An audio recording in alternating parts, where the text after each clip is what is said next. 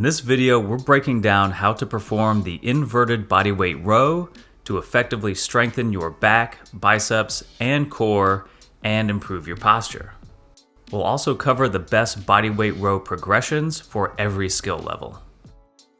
The bodyweight row trains your horizontal pulling pattern, which is essential for healthy shoulder function and for balancing out all of your pushing work, like push-ups, dips, bench, and military presses. Think of the inverted row as a push-up or bench press performed in reverse. Plus, bodyweight rows are a great beginner-friendly way to build size and strength in your pulling muscles. The lats, traps, rhomboids, rear delts, and even your biceps and forearms. You don't need to lift a bunch of weight or use complicated machines. And the technique is easy to scale up or down. I'll be demonstrating most of the variations on a TRX suspension trainer, which is easiest to adjust, but you can also perform bodyweight rows on rings, a racked barbell, parallel dip bars, or even a sturdy table. The difficulty of the inverted row scales up or down with your torso angle. Start with a slight lean back, arms straight, and row yourself up to a near vertical standing position. The more horizontal you get, the more of your body weight will shift from your feet to your hands. So to make the row more difficult, simply step closer to and eventually past the anchor point of the TRX or barbell. As you get closer to horizontal, you can bend your knees and plant your feet to help stabilize your body, or keep the legs straight for an added challenge.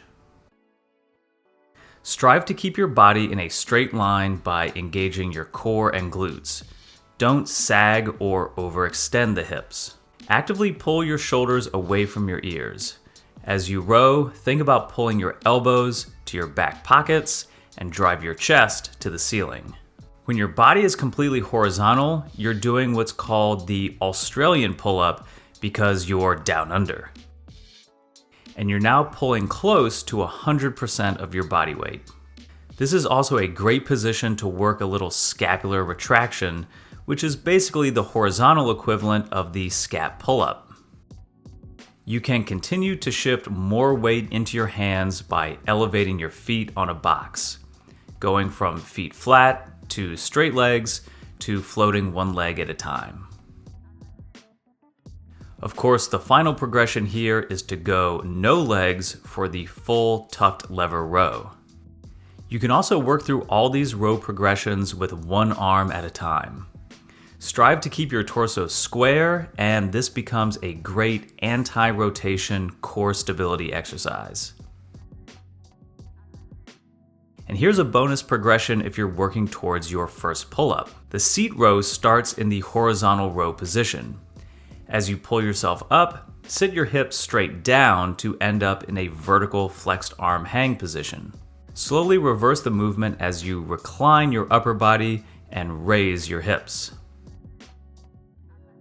This is basically the same pattern as the ice cream maker, and it bridges the gap between your horizontal and vertical pulling strength, which is an underrated step towards your first pull-up. The bodyweight row is super versatile from a programming standpoint. As part of an upper body warm-up, you can perform a relatively easy variation for higher reps to really loosen up the shoulders and upper back. Of course, the inverted row is a solid option as your primary or accessory pulling movement. Perform challenging but doable variations for 8 to 12 reps per set. Finally, if you just want to catch a big pump in your arms and back, the bodyweight row makes for a safe and effective drop set. Hit as many quality reps as you can, and then simply step back into an easier angle and repeat. The inverted row is a great exercise for both beginners and advanced lifters. But your back training isn't complete without vertical pulling, and for that, nothing beats a well-executed pull-up. So click here to check out my complete guide to getting your very first pull-up.